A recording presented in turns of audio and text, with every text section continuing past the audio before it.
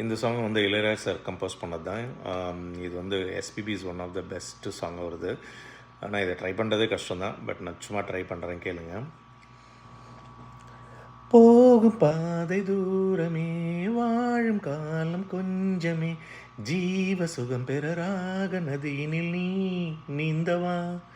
போகும் பாதை தூரமே, வாழும் காலம் கொஞ்சமே, ஜீவ சுகம் பெற ராக நதியினில் நீ நீந்தவா. இந்த தேகம் மறைந்தாலும் இசையாய் மலர்வேன், இந்த தேகம் மறைந்தாலும் இசையாய் மலர்வேன், கேளாய் பூமனமே.